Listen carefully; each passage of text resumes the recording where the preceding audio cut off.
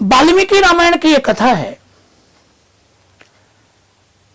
अयोध्या में भगवान रामचंद्र को जब वनवास हुआ तो भगवान ने सोचा कि अब तो 14 वर्ष तो वन में ही रहना है, तो फिर संग्रह का क्या।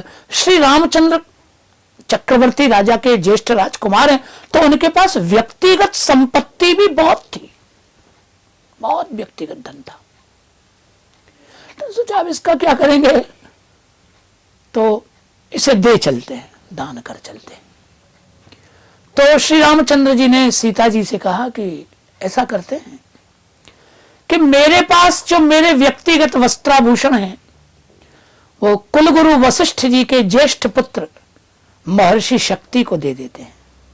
मैं अपने आभूषण शक्ति को दे देता हूं, वो हमारे गुरुपुत्र भी हैं और हमारे मित्र भी हैं, तो उनको दे देते हैं, ब्राह्मण को दे दें, उनके काम आएंगे। और तुम भी अपने वस्त्राभूषण शक्ति की पत्नी को दे दो, और भी यदि जो कुछ बचा है वो हम ब्राह्मणों को बुला के उनको दान कर देते हैं। तो निर्णय हुआ और सब दान कर दिया गया, कुछ महर्षि शक्ति को, महर्षि शक्ति की पत्नी को, और बाकी जो धन संपदा थी राम जी की, सीता जी की, वो अन्य ब्राह्मणों को बांट दी गई।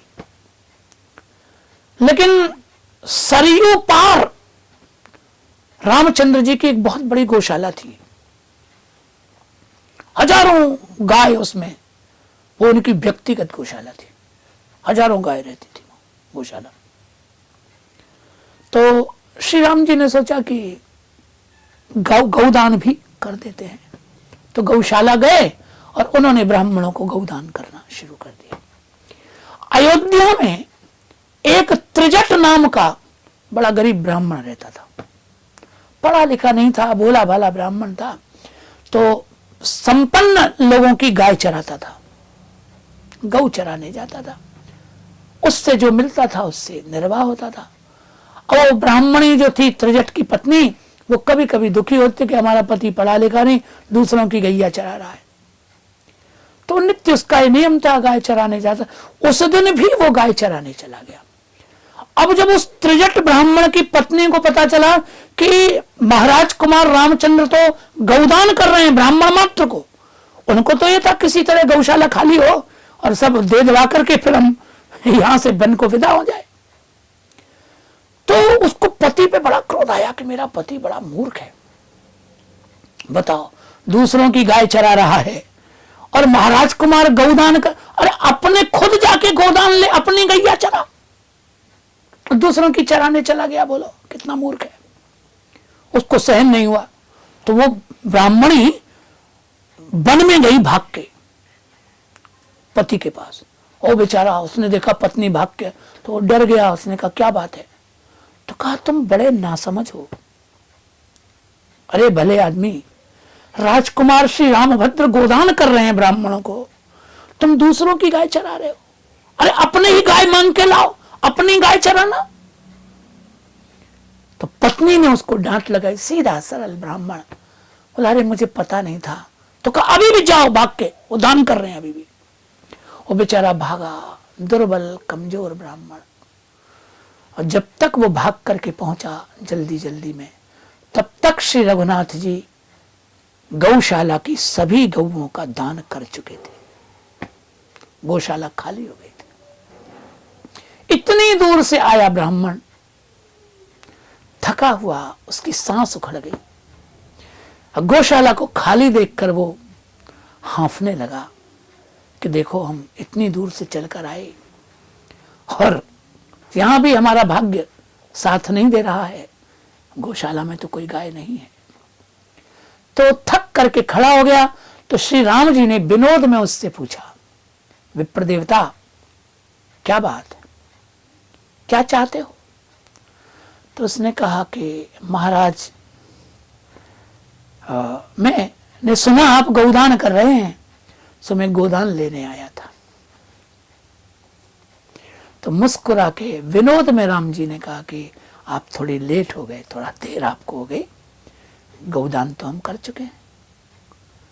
तो उसने कहा महाराज कोई बात नहीं, आपका दोष नहीं है, अब मेरे भाग्य में नहीं है, आप तो दे ही रहे थे, पर मैं ही देर से पहुंचा, तो कोई बात नहीं महाराज, मैं लौट जाऊंगा, आपका कल्याण हो, भद्रंते, आपका कल्याण हो महाराज। अब मेरे भाग्य में नहीं तो आप क्या करें। तो जब वो लौटने लगा तो श्री रघुनाथ जी ने उसको रोका, रुक जाओ। कहा ये मैं हंसी कर रहा था तुमसे, मेरे पास आया हुआ ब्राह्मण खाली हाथ नहीं जा सकता, तुम कुछ लेने की इच्छा से आए हो, खाली तो मैं तुम्हें नहीं जाने दूंगा। तो उसने कहा कि महाराज मैं खाली नहीं हूं, आपकी शुभकामना मेरे साथ है, आपका प्रेम है, तो मैं खाली कहां हूं।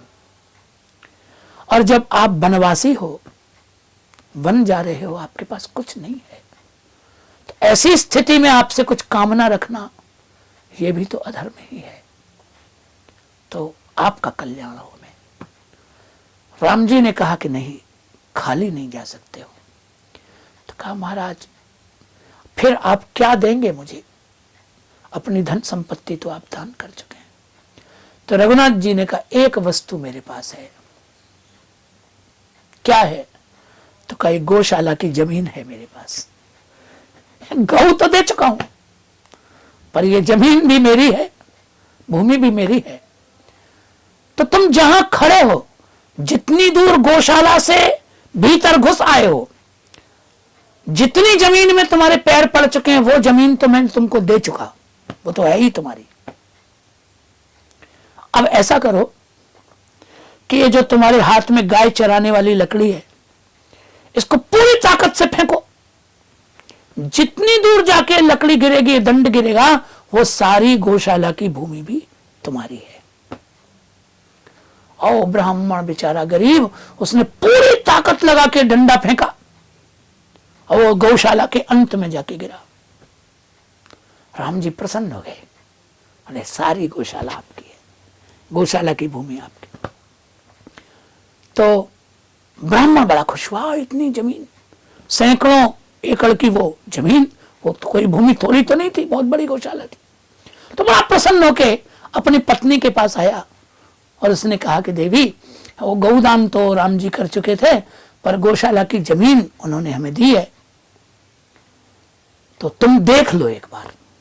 तो पत्नी देखने आई तो उसने सर पकड़ लिया, बोले तू तो बिल्कुल मूर्ख ही रहा, भले आदमी इतनी बड़ी जमीन का लेके करेगा क्या, इस पे झाड़ू भी नहीं लगा सकता तू, सैकड़ों एकड़ की जमीन है, इस पर तू क्या करेगा, इस जमीन का, इस ये भूमि की सुरक्षा करना क्या तेरे वश का है कि मेरे वश का है। दूसरी बात, नगर के बाहर है, सरयू के पार है जमीन, राजकुमार की गौशाला थी तो राजा की व्यवस्था भी थी, यहां नौकर चाकर सैनिक गायों की सुरक्षा के लिए रहते थे। तो राजा ने दान कर दी तो राजा की व्यवस्था तो खत्म हो गई, अब यहां जंगली जानवरों का खतरा है, यहां रह के क्या मरना है। उसने कहा मैंने तो सोचा ही नहीं। तो कहीं नहीं चाहिए जमीन, कह दे महाराज से जाके। और बेचारा सरल ब्राह्मण फिर पहुंचा राम। तो उस समय श्री वाल्मीकि रामायण के आधार पर ही बात मैं आपको कह रहा हूं। तो उस समय श्री रामचंद्र वन में पधारने के लिए रथ पर विराज चुके थे और ये ब्राह्मण पहुंच गया। तो उसे देख के भगवान मुस्कुराए, बोले अब क्या बात है विप्र देवता। तो कहा महाराज मेरी पत्नी कहती हम व्यवस्था ही नहीं कर पाएंगे, तो ये हम क्या करें लेके, तो आप ये ले लीजिए। राम जी ने कहा तो तुम कल्पना ही कैसे कर सकते हो, दत्तापहार की कल्पना राम से कैसे कर सकते हो। जो ब्राह्मण को, मैं तो किसी को भी दे दूं तो नहीं लेता, देने के बाद लेना तो अधर्म है, पाप है, और ब्राह्मण को देके तो लेने का सवाल ही नहीं। कहा महाराज फिर मैं इसका क्या करूं, मैं तो इसकी व्यवस्था भी नहीं कर सकता, साधनहीन हूं। तो रघुनाथ जी ने कहा हम तुमको व्यवस्था की बुद्धि दे सकते हैं, तरीका बता देंगे तुमको। कहा बताइए महाराज।